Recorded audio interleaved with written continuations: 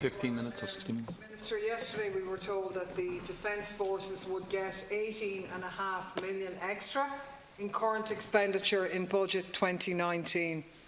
18.5 million to deal with pay, to deal with training, to deal with retention strategies, HR strategies, and all of the things that are so desperately needed to stop the hemorrhaging of trained staff from our Defence Forces. And I really have to ask myself, what planet are you living on? Did you notice the dignified gathering of retired and current Defence Forces personnel who assembled outside here last month? The people who highlighted the fact that there are people in our naval forces sleeping on boats because they can't afford accommodation, that army families are reliant on FIS because they can't put a roof over their head or a meal on their table while their husband or wife goes out to serve this country. And, you know, it's not as if you don't have the money, because in the same budget that you gave a paltry 18 million to deal with those issues, you're given 29 million to deal with capital expenditure in our Defence Forces. In each year, not only that, between 2019 and 2021, capital expenditure is going to go up, while current expenditure on our Defence Forces is going to remain static, and static at a level that is incredibly lower than the would put forward in the depths of austerity in 2013. And I really have to ask what is going on. I mean, I tried to put some of these issues to the Taoiseach last week. That wasn't the case of all of the money going on toys for big boys, because that's actually what this budget is. You're putting 250 million of the capital budget into a naval new vessel for the Navy when you've got nobody to crew it. When morale in our naval forces are absolutely on the knees, it is absolutely ridiculous. And when I tried to put it to the Taoiseach last week that actually there's a meltdown in our naval service, that you're moving away from the core values of what that Navy was set up for, which was maritime defences and sea fisheries. I have to say, if I was a member of the naval service, a naval service where morale is already on the floor, I would have been absolutely gutted by the reply of the Taoiseach last week to dismiss and even laugh at what has been long established as the core principle of the Navy, which is maritime defence and fisheries protection. And instead, in trying to answer me, he lauded Operation Sophia. We have a naval service of 1,094 members. 54 members are involved in Operation Sophia. So I think that the 95% of naval service members would have been surprised at the response of the Taoiseach in leaders' questions last week, that the work that they do is actually, in his opinion, secondary or somehow less important than the work done in the Mediterranean. I think they'd be particularly confused in the context that the White Paper on Defence, produced ironically when he was the Minister for Defence, describes fisheries protection as the day-to-day tasking of the naval service, with secondary roles including, and I quote, to provide general maritime patrolling, being in a position to respond to, for an example, an aid to the civil power request, a pollution incident or a search and rescue or recovery mission. No mention at all of military operations in the Mediterranean, and I really say it appears to me that the Taoiseach doesn't understand what the Navy does, or even more sinister, that a decision has been taken to change the role of the Navy without any intervention with the naval service men and women, or indeed with this House, because it smacks to me that he's been listening to people who talk about us having the best little Navy in the world, while at the same time belying the reality on the ground, because Operation Sophia, for starters, is not a humanitarian mission. In actual fact, if you read the wording in the establishment of the operation, they talk about the Union shall conduct a military crisis management operation contributing to the disruption of the business model of human smuggling and trafficking networks in the southern central Mediterranean. The fact that it's a military crisis management operation, it's not a humanitarian mission. In fact, when we moved the resolution in this House, the Dáil was sought to approve the redeployment of naval service vessels from humanitarian search and rescue operations to security and inception operations. So therefore, for the Taoiseach to come back and say that the work of our naval forces in protecting our coastal waters and protecting our fisheries was somehow subsidiary, I found quite shocking. And what was more shocking was the fact that he said, in complete and utter contrast to the reality of the situation, that no ship will go to sea if there are safety issues for the crew, ignoring the reality today that it's precisely because ships are going to sea with safety issues for the crew that these issues have now, for the first time in naval history, entered the public domain. The fact that ships have not been going out, not being capable of being crewed to go out to police our waters. And this is not a green over blue conflict or anything like that. It's a recognition of the fact that actually not only are ships not going out, but just the other day a ship was sent out to sea even though it had scaffolding around its engine. Scaffolding that was put in place during maintenance work on the engine and not removed, which blocked an emergency exit and ended up injuring 2 seamen. It's a fact that there is a devastating shortage of trained Navy personnel. So while the Taoiseach might answer me and say that staffing is at 92% levels, I can assure you that that is utter nonsense, because not all naval personnel are equal. And sending ships out to sea with people who've never been on a ship before, but counting them to make up the minimum numbers, is not securing the safety of our naval personnel. The shortage of able seamen has got so bad that now what you've done to deal with it, or rather what the higher naval command have done to deal with it, is rather than addressing and being honest about the shortage as a result of the appalling working conditions that naval personnel are subjected to, rather than calling that what it is, ye simply renamed an ordinary seaman, who's basically an apprentice seaman, in some instances somebody who's never maybe even set foot on a ship, and called them an able seaman PQ, partly qualified, and presto, you put somebody on a boat, you put them out to sea, you anchor down, and you don't actually do anything other than perpetuate a myth that we have a naval service in this state, because the men and women at the front line are telling you that they do not.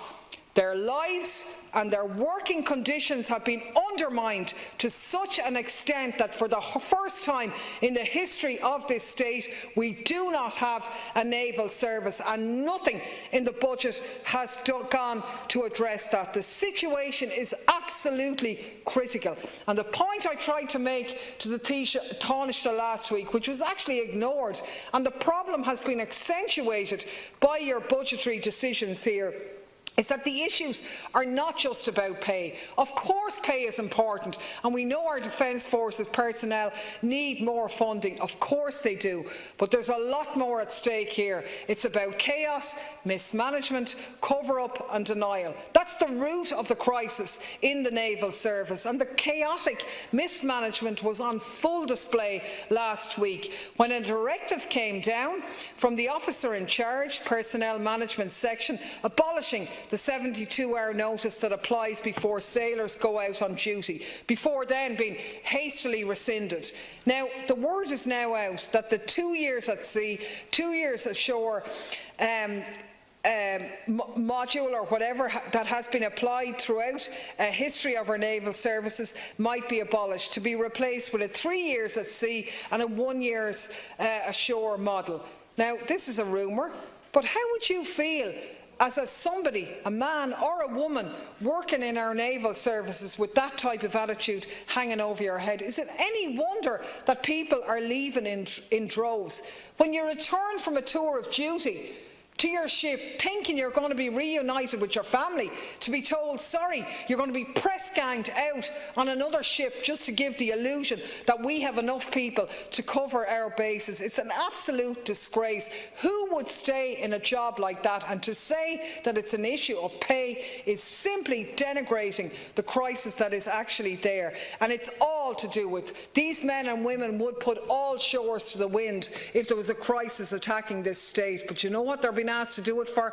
To keep up an appearance that we have a naval service, while you actually ignore the systemic crisis that exists there. And if it's bad enough for men, I have to say for women it's even worse. Why would you stay in such a family-unfriendly environment like that, in a job where they discover a spy hole in your shower room and something that management don't even bother to tell you about after it's been discovered? A job where no woman in 25 years has been promoted to Chief Petty Officer? Who would stay in a job like that when nobody in power even seems to admit the problems that are there, let alone solve them? It's absolutely catastrophic. And I'm really saying that this budget has been a failure to address what should have been and what is a wake-up call for you. And you know what? When you wake up, it's going to be too late. Because you can't replace personnel who've been trained for 3, 4 and 5 years, that expertise that is just going to be washed down the drain and handed over to a new recruit. It doesn't happen like that, and our naval services are hanging on a thread, and shame on those in authority in our defence forces that they have not articulated the desire of their members, because while they've reinvented themselves now somehow as champions of the pay and conditions of defence forces personnel, the reality is it's that their choices of furthering prestige projects to cosy up to the big boys in the EU has actually been the consequence, which has led to the personnel on the front line being the collateral damage in that situation. And I think it's a terrible missed opportunity in this budget. The last points I wanted to address really was the other subject, which was the issue of pensions. And Ireland is currently on track to have the highest pension age in the OECD in 2028 at 68 years.